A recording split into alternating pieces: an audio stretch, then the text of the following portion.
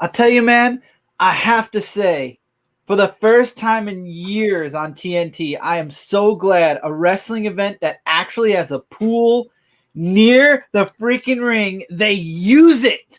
Yeah, I'm telling you, it's like we were talking about this. I don't remember if we talked about it on air or not, but like all those WCW events at Fort Lauderdale at spring break, nobody ever went in the pool until like the very end. I think Ric Flair went into it once. And you always wanted the person you hated to go into it. So it was like this was the icing on the cake with the cherry on top. Yeah, exactly. MJF go flying into a pool. And I didn't know he couldn't swim, poor guy. He was flailing about. He was flailing. Welcome to another episode of AEW Aftershock. I am Chris Falcon. And I am the Raptor. And I have to say that I feel silly every time I say that name. I don't know how wrestlers do it. I really don't. I'm being honest, you know. I do. Maybe you need a different type. Maybe you need like a chaotic raptor or something instead of the raptor. I'm the chaotic raptor. I just feel like I should be an 80s wrestler in WWF with like this weird gimmick or something like feathers. Kind of gimmick. Yeah, well, you know, maybe I need to channel Luchasaurus and like, you know, kind of lean into. You start wearing a luchador mask, I'm done. That's actually not a bad idea. Huh. I mean, you want to go ahead and do that? You go right ahead. I mean, Excalibur does it every Wednesday. Why not? Right? Excalibur is the weaker of the three announcers. Do you really? Hey, he knows his stuff though, even if it is all in Spanish. Nope, Taz is coming for his job. Dope Cornelio or whatever. Cornholio, what? Yes, exactly. I don't know. I'm sorry. I'm not making fun of it. I just don't know the term. Actually, I did notice that NXT announcers are using that term now as well. I think indies use it a lot. So I guess so. Yeah. They have more of that feel in NXT. But I've been hearing Topes a little bit in WWE too. I will say this. I'm just going to say this real quick. I feel like AEW has elevated WWE in some ways. I've been catching up on some of their programming, and they've really made a point to say, we're tired of all this talking. Everybody just wants us to fight, so let's fight. So it seems like they're kind of taking those cues. They haven't quite, gotten it yet, but I'm just saying. I think when there is competition, and we've talked about this before, when there's competition, it elevates everybody. Oh, it's a good thing.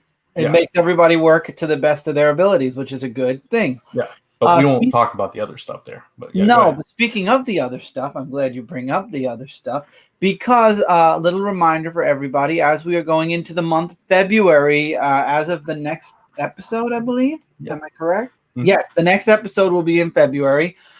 Just a reminder that starting in February, we will be putting AEW Aftershock both on Comic Frontline and our new wrestling. Brant yells at me for saying it, but I'm going to say it. Our new wrestling network, Aftershock Wrestling Entertainment, AWE. It's a YouTube channel we created where we are going to be talking not only AEW, but many things wrestling related. There's going to be skits. There's going to be podcasts. We're going to be talking AEW. We're going to be talking possibly other things. But yes, if you'd like to follow us also on social media, Brant made it a point to make all of our social medias. The account is below, the AWE cast. You'd be surprised how many people use the word Aftershock even when they're not part of a podcast or something. They literally just call themselves Aftershock 2020, and then it's a person named like Bill Smith, and it's like, what? And I also want to address something because obviously AEW, that's not the reason we did it, but we did start Aftershock covering AEW. So it's kind of fitting that we would transpose it, but really it's because we named the show Aftershock and we want to continue with the Aftershock name, and it just kind of makes sense. It was completely by accident. Honestly, it really was completely by accident that it ended up that way. We made the name first and then realized the 3 letters after. So we're like, it still says Aw, so it's like Aw. Yeah, exactly. We went through like a bunch of names before we settled on it, and just everything was either taken or lame. So that's why I ended up being this. Aftershock is just a popular name. So what we're going to be doing is we're going to be taking Aftershock, putting our own spin to it, and making it our own. I mean, there's a bunch of Aftershocks out there. There's an Aftershock comic company. They make great comics. We're going to be taking the name Aftershock, and we're going to be making it something we are known for in the wrestling community. Not saying that we're discrediting any other Aftershocks. We are just going to make it work for us, and we are going to be one of the other well-known Aftershocks. There you go. Absolutely. And don't forget that the audio version of Aftershock is coming once we start kind of making that transition over to the other, and we round out our show with a little bit more content. You'll be getting an audio version of that. More details on that to come. Right. And also, wait, there was one other thing and then it left me, and now it'll come back in a second probably. Oh, we will be archiving all of the previous AEW Aftershocks on AWE very soon. Yeah. So look forward to that. And by March, the first week of March, whatever episode that ends up being, we will be fully over on Aftershock instead of Frontline. So right. like Chris said, for the rest of February, you can still find us on Frontline now. So don't forget to go over and subscribe. Brant will have a link in the description below. You can go follow it now. There's nothing on there yet. Nothing at all. We eventually will get the banner and the profile picture up. Till then, it's there at least. Yeah, exactly. It's there. All right. Well, it's just there right now. Yeah. So let's talk about the last week in AEW, starting with AEW Dark. There were only 2 matches on the actual programming, and then there was an extra match on YouTube later. More of an in between the cruise and the Dark. Right. But we're going to talk about that as well. So the 2 matches on AEW Dark, Big Swole versus, I'm going to butcher this, but I think it's Diamante. Demente. I think it's Diamante, but whatever it is. Anyway, a new wrestler you're probably never going to see again. I don't know, because her Twitter tag ended with LAX. So is she affiliated with LAX elsewhere? She might be. Yeah, so we might see her again. Who knows? Anyway, Big Swole won the match. Jurassic Park versus ET. Exactly. Jurassic Express defeated the Strong Hearts. And then the extra match was Joey Janela versus Rey Fenix, which Joey Janela actually won. So we'll talk about all of that. The only thing I want to say about the Big Swole match is I think, and you and I may disagree, but I think it was the best match that she's had since she joined AEW. Absolutely. I just feel like Demente was a little bit off. There was some miscommunications within the match at certain points. Okay. But out of the 2 matches for Dark, my favorite was definitely Jurassic Express versus Strong Hearts. Again, when I saw the Strong Hearts come out, it was kind of clear who was going to win. Strong Hearts still need to get their first W in AEW. But I mean, it's Luchasaurus. Come on. I mean, I love Luchasaurus. When he steps into the ring and he does all of his moves, it's just spectacular. Marco Stunt's another one that every single time he goes to a ring, he proves why he belongs in that wrestling ring, regardless of what you believe. Did you ever watch that match I sent you, by the way, with okay. I'm going to talk. I'm sorry. I've had such a busy week. I'm lucky I got Dark in. No, it's understandable. I'll tell everybody, and they can look it up online. If you look it up online, you can look up Marco Stunt versus Orange Cassidy. That was a really good match. It was entertaining. Yeah. By the way, I mean, I do want to go back to the Big Swole match for a second in a minute, but I've been seeing, I'm part of a couple of groups, like fan groups for AEW and stuff, and I've seen a lot of hate for Orange Cassidy, and I don't understand it. I don't understand it either. He's great. I mean, if you watch the website I gave you with that match, that channel has a bunch of other matches with him in it. Yeah. They're amazing. I wish AEW would use Orange Cassidy the way this place does. Yeah, it's just I'm baffled by it. I mean, I guess a lot of people don't get it, and that's fine. I don't know. I get it. I totally get it, and I love it. So I'm happy. I'm happy every time Orange Cassidy comes on screen. So, whatever, it works. Anyway, the Big Swole match. The other thing I wanted to say was there were some really good sequences of moves that she put together, and just the whole thing where she she kind of like ducked a blow and then spun around and did that forearm shiver was really impressive. That's the best finisher, not a finisher. Yeah, it was her finisher, but it was the lead up. Okay. It was the whole sequence, the lead up to the finisher. Mm-hmm. I thought that was really good. So she's getting better. She's improving. So I'm happy for her for that. Oh, I love it. I think Big Swole's come a long way, and we said this way back in the very beginning of Aftershock, or AEW Aftershock, that Big Swole, we had we knew she had it in her. We just were waiting for her to show her true potential, and I feel like over the course of episode 1 of this show, all the way to now, she has definitely gone beyond what we were hoping for. Yeah, absolutely. And going to the Jurassic Express match, anytime those three are in the ring, it's great wrestling, and the same thing for the Strong Hearts. All 6 of these guys are super talented, so they put on a great match. I can never remember the shorter guy's name from Strong Hearts. It's like Lindemann or something like that. Yeah, I don't know. I know the other two. It's like, well, I know one of them, T-Hawk. I can't remember the other guy's name. How could you forget T-Hawk? No, I said I do know T-Hawk. I'm saying, as a Mortal Kombat fan, you cannot forget T-Hawk. Yeah, exactly. So I think the other guy's name is Lindelman or something like. I can't ever remember his name, but when he got face to face with Luchasaurus, well, he just kind of fell backwards outside of the ring. It was kind of funny, but there was a segment on Being the Elite where Luchasaurus was having a nightmare about the Meteora, and I thought that was hilarious. Because, dinosaurs, meteors, the whole thing. So it was kind of funny. And then you see them face the Strong Hearts who employ the Meteora quite a bit. So it was kind of funny. But, yeah, good match. And then that brings us to the extra match, which was Joey Janela versus Rey Fenix. And Rey Fenix, always a joy to watch. Guy walks the ropes like nobody else. Mm-hmm. But Joey Janela pulls out the win, man. With the Macho Man elbow. Yeah. They were talking about something that Macho Man was only a little bit away. I guess there's a statue or something where they were. Oh, okay. Or what do you call it? Like a school? I don't know. But it looks like it happened during Dynamite, but they didn't put it on TV because Tony Schiavone was still announcing. And I think Dynamite was actually in the background. Yeah.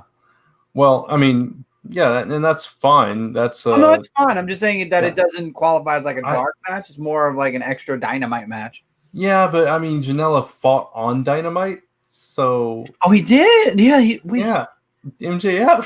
MJF. Yeah. So we'll get to that, but yeah, How the hell did he do 2 matches then? Because that was the Bash at the Beach background. Have you ever been to a live event? I'm just asking. Yeah, I know in New York it's probably really expensive and it's hard. Yeah, I know.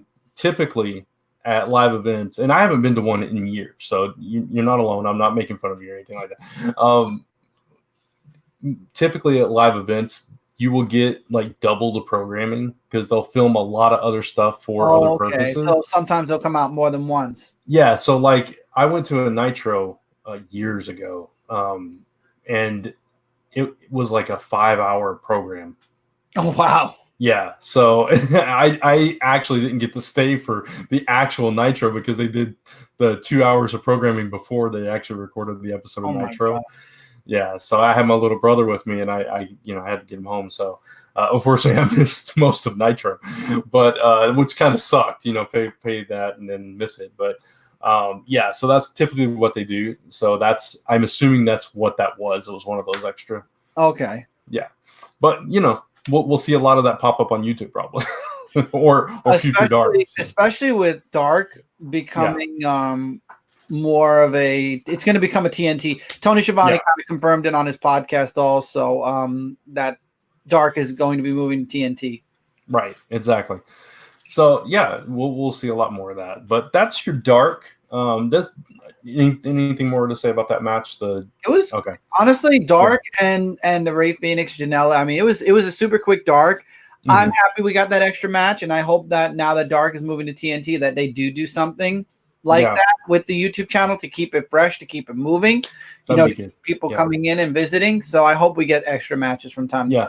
I also like the fact that with the dark matches, I've noticed. I haven't noticed. Maybe they've been doing this the whole time, but I've just noticed recently where they are separating out the matches and putting them up as their own video. So like the Big Swole match, they have been, and they've been putting it in Spanish as well. Yeah, exactly. So that's good. So if you miss it and you just want to watch the matches, you can go back and check those out later, a few days after Dark airs. So moving on to the next thing we're going to do, which is Pro Wrestling Crate. Other side. There you go. Yeah. For some reason, I always feel like it's over here, but this is the belt. This is a beautiful belt. Yes, so Pro Wrestling Crate for the month of January. Now, everybody, this is going to be the last Pro Wrestling Crate for a little while. We decided that for reasons that you'll find out soon enough, Pro Wrestling Crate, we're going to be taking a break for the next couple of months until things get a little bit more settled in my house. As you all know, a lot of crazy stuff's been going on. So this is going to be the last Pro Wrestling Crate on AEW Aftershock. However, that's better, Brant. I like that better. That actually works. Yeah. So when will Pro Wrestling Crate be back? I can't tell you all yet, but the good news is it will be back at some point, and it'll be its own show over on the Aftershock Wrestling Entertainment channel. So till then, we're going to open this up. Now, I didn't even get a chance to fix it. Both shirts are on the top. Yeah, spoiler alerts on the other side. I'm not going to look. I'm going to put it down, and we'll talk about that later. I'm going to take one shirt. I'm going to take two shirts. We're going to leave both shirts out for now. Okay, that's great. Thank you. All right. We're going to start with the DVD, which is Canada's Finest from Wrestling Network. Now, this is cool. Nice. Chris Jericho. And here we go. From Bret Hart to Kenny Omega to Roddy Piper to Chris Jericho. Canada's full of them, featuring Rick Martel, Jacques, I can't say his last name. Jacques Rougeau. Yes, Jacques Rougeau. PCO, Kevin Owens, Edge, Owen Hart, Kenny Omega, Roddy Piper, Bret Hart, and Chris Jericho. So some really cool matches. Yeah. This is a DVD I'm keeping. Yeah, for sure. Okay, the exclusive pin. Brant will know who this is, and everybody else will know who this is too, but it's a different name that this person went by when he was in the indie circuit, and that is Steen, Kevin Steen. Oh, yeah. So it's a really cool collector's pin for Kevin. They've been doing Steen fight.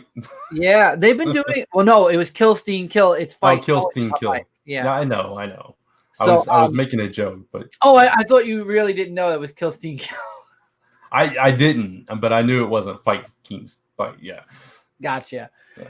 But no, I love these pins. They've been doing an amazing job. Pro Wrestling Team's been doing great with these pins. Of course, the Micro Brawler, and I'm so happy this is a Micro Brawler. Actually, we've got Bret Hart. Nice. That's a nice. Love it. Yeah. And these are exclusive. You don't get this if you go on Pro Wrestling Tees to buy the Micro Brawler. It'll be in a different costume or he'll look different. That is exclusive just for the box. Cool. Now, there's a book here, and it's written by one of the people. I'm sorry, I'm going to have to look at the cheat for a moment to find out who wrote this book. Christian wrote this book. Oh. Tales from the Road by headlockcomics.com. Okay. That's like Walking Dead. A little bit, yeah, it looks like. Yeah, it's the same logo treatment. Yep, and it's wrestling related, so I mean. That's really cool, actually. Mm-hmm. I didn't know Christian wrote either. A comic, yeah. Well, yeah, Jay Christian. Yeah. Resso. Yeah. That's him. So wow. And then there's the autograph. We'll save the autograph for the end. I'm gonna take the box though. I'm gonna close it up. That's a good tie-in. Maybe that'll be on your top 5 this week on Comic Book Weekly. No, it already came out. Huh? No, it already came out, so I'm not gonna do. I wouldn't count it, okay. And I probably won't have time to read it. I still got all my other books to read. Dude. Oh, okay. First shirt's an Edge shirt. Living on the Edge since 1998. Rated R. Okay, nice. Very cool. That's a nice shirt. This is actually very nice. And then, unfortunately, seeing this shirt, I say unfortunately just because that means that he isn't the signature, but I always love a good Kenny Omega shirt. Oh, man, I love this one. Kenny Omega. Street Fighter. The Akuma look. Yeah. This is my favorite shirt. That's straight fire right there. And you can't get it anywhere but in the Pro Wrestling Crate. That's So awesome. I got a shirt at Kenny Omega's that nobody else, unless they got the Pro Wrestling Crate, can get. That's cool. Leaving the autograph for next, and I hope it's not upside. Oh, it's sideways. Good. So I'm guessing it has to be Tyson Kidd because that's the only thing that isn't here. It is Tyson Kidd. Yeah. It is Tyson Kidd. So I didn't get Bret Hart's autograph. I didn't get Kenny Omega's autograph, but we got Tyson Kidd. Hey, you got. I mean, he's part of the Hart family. He's married to Natalia. There you go. So wife could have signed it too then. So I'm going to stick that one back in the envelope for future time where I can frame it. And just to make sure, only other thing that you didn't see in this box is that I get 10% off on my next order for Pro Wrestling Tees. I already got that in an email. So you got the Ring Fighter Kenny Omega shirt, Living on the Edge shirt, Bret the Hitman Hart Micro Brawler, the Headlock mini comic from Christian Cage, the Tyson Kidd autograph, Kevin Steen Blood Pin, and Canada's Finest High Spots DVD. That's what it's called. I think that's a pretty solid box right there. This is my favorite box. Yeah, that's the best one I've seen you open so far. Yeah. Next month, for those of you that are subscribed, though, is Retro Wrestling featuring Randy Savage, Ultimate Warrior, Arn Anderson, Road Warriors, Ric Flair, Kamala, not Carmella, Kamala, Andy Kaufman, and Jerry Lawler. So out of all those people who are still alive, Jerry Lawler, Ric Flair, and Arn Anderson are your only possible autographs. My money's on Arn Anderson. Are the Road Warriors still alive? I don't think. Yeah, Animal. Okay, so Animal. So you have 3 out of those people because I know Andy Kaufman's not around. Kamala's not around. Savage is not around. Ultimate Warrior, unfortunately, is not still around. Oh, it's unfortunate for all of them. I'm just saying, Ultimate Warrior being the newest out of all of them that passed away. I think recent. So. It was either him or Savage, right? No, I think Savage died before Ultimate Warrior. Yeah, I think you're right. I think it was Warrior, unfortunately. So those are your I have a feeling the Micro Brawler might be because I think they have an Ultimate Warrior, so it might be Kamala. They better not make an Andy Kaufman one. That would be interesting. I don't know. Any of them could be honestly Micro Brawlers. That's gonna be a neat box. It'd be like 80s theme, 80s inspired. Yeah. So unfortunately, I won't be getting that box. You'll be seeing it coming back at some point on the Aftershock Wrestling Entertainment channel. So definitely go over and subscribe. And the moment we get the box back, you'll know because you'll see the videos. Exactly. All right, and with that, it's time to talk about AEW Dynamite Bash at the Beach conclusion on board the it's the Jericho Cruise, but it's called something else. Yeah, it's like the Raging Rockin' whatever. I don't remember. The Jericho Cruise. That's all you gotta know. Yeah, exactly. So run down the matches, and then we'll talk highlights like we started last week. So Hangman Adam Page and Kenny Omega defeated SCU for the tag team titles. And new tag team champions. Yes. Dr. Britt Baker defeats Priscilla Kelly. That's Hell's Favorite Harlot. I have something to say about the ending there. Yes. The Inner Circle defeats Jurassic Express. MJF defeats Joey Janela. And Jon Moxley defeats Pac to become the #1 contender for the AEW World title. So let's talk about some of this stuff.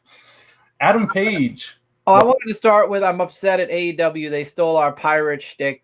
Oh, okay. Go ahead. Yeah. We were going to make fun if we came out with an eye patch with the pirate and whatnot, but, AEW jumped the gun and put Moxley in a Pirates of the Caribbean, and I was like, well, there went that. Yeah, we had to settle for MJF walking the plank instead. It worked. Mm-hmm. Which we can talk. You know what? Let's just talk about that because it was a funny segment. Yeah. So MJF fights Joey Janela. It was a decent match. Didn't hate it. Didn't love it. It was okay. It was predictable that Kip Sabian was coming out. I will say that. Yeah. Kip Sabian, Penelope Ford causing the distraction, all that stuff. So how is that a distraction, though? If he doesn't give a crap about Penelope Ford, why would he care that they're making out in the That's a good point. That is a good point. He'd be like, whatever, I'm in a match. Let me deal with this. Yeah, Joey Janela shows his cards a little bit. Maybe he does care a little bit more than he says. So, unfortunately, it cost him the match. But it's the aftermath of the match that's the most important thing. Mm-hmm. Cody comes out, confronts MJF. MJF's trash talking left and right because Cody can't do a dang thing to him, right? Nah. But Cody's not alone. Yeah, Cody can't touch MJF. No, but Cody is part of the Elite. And the Young Bucks can do whatever the heck they want. So they send poor MJF, into the drink. He gets to go for a swim. And, it was quite the funny scene. It was nice. Best super kick in a while. Yeah. The double super kick as he's walking down the ramp. I forgot about that. Yeah. So that's awesome. And we got to see him thrown in the water, which we had on our thumbnail, and it's pretty cool. He was flailing around, supposedly couldn't swim. I don't know if he actually can't swim or not, but I don't care. It was. It was funny. It was for a couple of minutes there. My question to MJF is: when you're getting thrown into a pool, why would you do a flip and land flat on your back? Why wouldn't you just dive in? It would be a lot less painful. I know. Why did he do that? I don't know. Like, why are you flip? I mean, obviously, but why are you flipping into the pool? I know. I would just go. I mean, you're throwing head first. Just go head first and dive in, man. You just slapped your back on that water. That had to hurt. I mean, it's to some degree.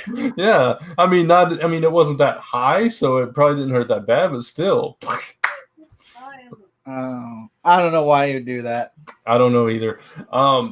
Before we talk more about the matches, though, we should talk about the layout, because last week we were wondering how it was going to look, how it was going to be set up on the boat.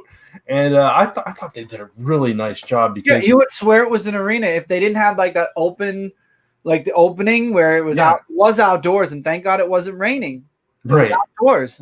Yeah, and they were apparently docked during the competition and everything, because they talked about another cruiser coming in. Yeah. So I thought it was pretty cool, because we showed some footage from a previous cruise and everything, and it was set up completely different. They went all out with the production, had the ramp, the lights, and everything. The lights caused a bit of a problem at times. It was shining right in the camera, and you notice they had to turn them off at times. Yeah, and the cameras were swaying with the wind a little bit, but not bad. Yeah, no, it was fine. I thought they did a really good job with what they had to work with on the boat. So it was a nice gimmicky kind of thing, but it was cool. It was fun. I hope they do it again next year. Yeah, it was fun. I had fun, and I love that the announcers all across the board just kind of leaned into it, wore their Hawaiian shirts and all that kind of stuff. So it was fun. The lights were on them by accident when Kenny Omega and Adam Page won, and they were carrying Adam Page in the crowd, and he was surfing, and then JR was like, and there we are, and they all just start waving, and then as they're waving, they turn the lights on. I'm like, wow. It's like, no, we don't want to see them right now. We don't need to see that. So going into the tag match, because you mentioned Hangman and Page, so Page and Omega versus SCU, and it was a really good match. I think Omega did most of the work, though. He did, and there was some miscommunication. Page hit Omega. Yeah, but then Page, kind of takes the credit afterwards later on. But the interesting is that the Bucks come in and they're celebrating with him, and Page decides, you know what, I'm not going to be a part of this. I'm going to go crowd surf and kind of celebrate. He was annoyed. You could see he was clearly annoyed. Yeah, of course. And then later on in the night, they're interviewed, and every time Page starts to speak, Tony Schiavone actually cut him off and starts talking to Omega, or Omega cuts him off and starts talking about this or that. And then the Bucks cut off too. Then the Bucks come in and they cut it off. They kind of take over, and Page just kind of fades off. And it's like, he did give them a good zinger right before he left. He said, "That's true. Didn't you guys? How come you guys didn't make it to champion yet?" Yeah, exactly. Yeah, it was kind of a dig, and it was just. You got to see his side of things, though. They do get the spotlight, and he just kind of gets shoved to the background. So I can't say I blame him. Now, him taking credit for, winning when he didn't do most of the work is, it's starting to show his character coming out here a little bit. Mm-hmm. So we'll have to see what happens with that, him and the Elite, and, maybe the Dark Order will get their claws into him. No, that's another thing, and I was thinking about that today before we did the show. It's amazing how the Dark Order is this great issue problem, And yet life's moving on. Yeah. AEW's moving on, and even the fans don't give a crap about the Dark Order. I feel like, I mean, when NWO came out, they were a threat. Every single week they were doing something. Every single week. See, though, the thing is, with NWO and other factions like that, you knew who they were. Like Yeah, you knew who they were. A lot of people don't know who the Dark Order is. Right, but wouldn't that mean they should be out there more? Yeah, you would think, and you would think they'd be part of this, which they weren't. Not at all. They weren't even on the cruise. Right, exactly. So it's interesting. I think once they reveal who this leader is, if it's somebody that we know, or if it's somebody important enough to care, then maybe that'll make a difference. But right now, it's like it's a bunch of I don't want to say nobodies because they're not nobodies, but it's a bunch of unknowns. So I don't know. We haven't been impressed by them yet. They are wrestling next week against wow. Did you lose it? No, I know one of them. I'm trying to remember the other tag partner that he has. So, well, tell me the one. Maybe I can help you out because I don't remember. D&D. Huh? D&D. Brandon Cutler? Brandon Cutler and somebody else. I don't know. I should look this up. I'll probably beat you to it. Just keep going then. You're gonna beat me to it, really? You think finding it? I'll make you bet. Okay. This is a contest now. I know, right? February 5th, right? Yeah. Show preview coming soon. I don't know. You find it first. I'm gonna keep talking. So moving on. Because I'm getting nervous and I'm looking in the wrong place. All right, so here's a match I want to talk about. Britt Baker versus Priscilla Kelly. We have Adam Cole's girlfriend versus Darby Allin's wife. Oh my god, that was the worst match of the night in my opinion. I didn't like it. Oh, I wanted to like this match because I'm thinking, okay, now we know about Britt, right? She's not as good as she should be with all the hype that she gets. I think, my opinion. Priscilla Kelly, I'm thinking, okay, Darby Allin's wife, maybe she's going to be good. I've never seen her wrestle, actually. I've seen her in the Indies. She's pretty good.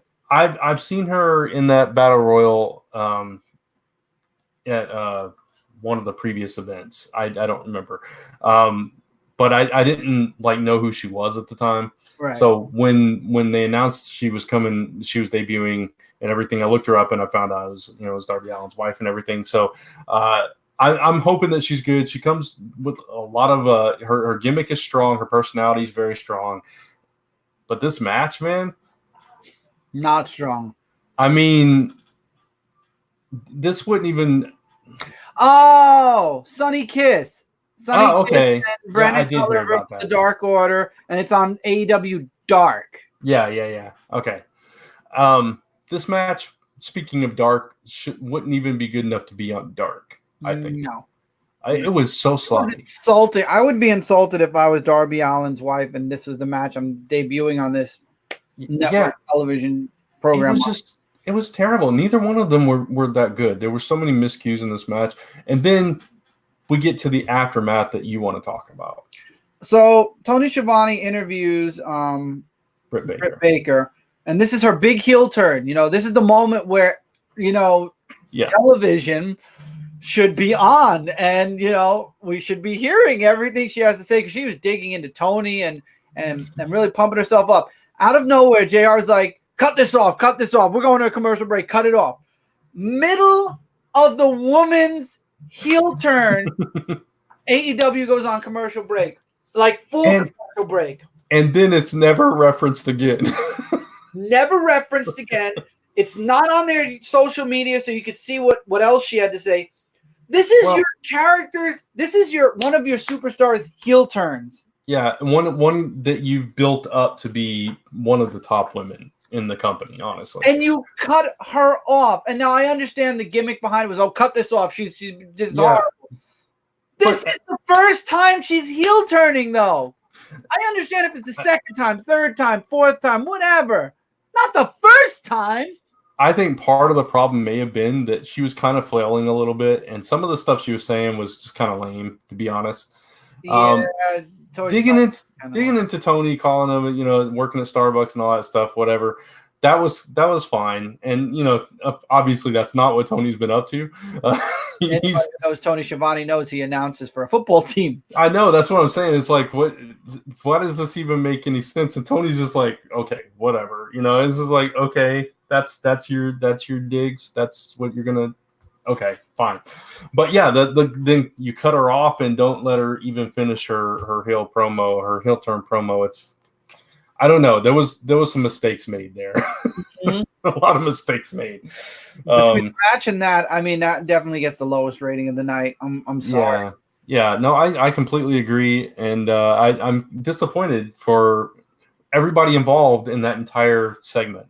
You know, so. I am too. It could have been a lot better. I don't know why, but yeah, all of it could have been. I don't know. Hopefully they'll improve that situation. But that was the one dark spot on this episode of Dynamite, in my opinion. So definitely. Yeah. Let's see. What else? The Inner Circle and Jurassic Express, fine match, but Marco Stunt was in the ring most of the time. You know, getting his butt kicked even during the commercial break. I feel bad for him there. That's the one thing I wanted to talk about, was the finish of that match. The finish was a Judas Effect elbow to Marco Stunt for the win. That was, now the Judas Effect, when it's done well, it looks pretty bad, right? It looks pretty cool. Guilty admission. I stepped out of the room for 2 minutes because they needed me for my daughter for just 2 minutes. Yeah. I literally stepped out, stepped back in. I heard the announcer say, "Oh, he got hit with the Judas Effect," and Jericho was down pinning Marco Stunt. It happened like that. So I don't know if it was because Marco's so short that he couldn't hit it right or whatever, but it was almost like Jericho fell into it. It wasn't a full impact. He barely touched him, honestly. And then the announcers at first didn't even, they were just like, "Oh, he's going for the pinfall." And then it was after the effect, after the fact, that they were like, "Oh, he hit him with the Judas Effect." It's like, did you not even realize that? Yeah, Jared said he could pull it off anywhere at any moment. Yeah, it's just like, yeah, they tried to cover it up, but yeah, they didn't even notice that it was the Judas Effect at the time. It was kind of funny, but I do like that everybody was singing the intro for Chris Jericho, but it is his cruise, and he had a Fozzy concert the day before, so right. I'm guessing everybody was still hard on that, or hot on that music. Yeah, speaking of that, one of the fans in one of the Facebook groups, they posted a lot of pictures. They actually went on the cruise and they had tons of photos of the concert and of the action and everything. It was pretty cool. It was pretty cool seeing behind the scenes kind of stuff like that. So it looked like a good time. I have a lot of money. Yeah, of course. So the main event, Moxley and Pac. Really good match, really solid match. No interference, which I was actually surprised by. I thought the Inner Circle or Jericho would get involved. I'm sorry, give me 2 seconds. Talk about the match. As we're talking about the main event. I'm getting called. I'm sorry. We're almost through. I know. We're almost done. What do you want? What is going on here? Anyway, so let's do this then. Hi, everybody. I know. So Pac and Moxley, fantastic match. These two brought out the best in each other. I thought this was a really solid match. Back and forth. Pac giving everything he had to Moxley, but Moxley pulls out the win, gets the number one contendership. So now he's going to face Jericho for the AEW World Title. I'm assuming at Revolution.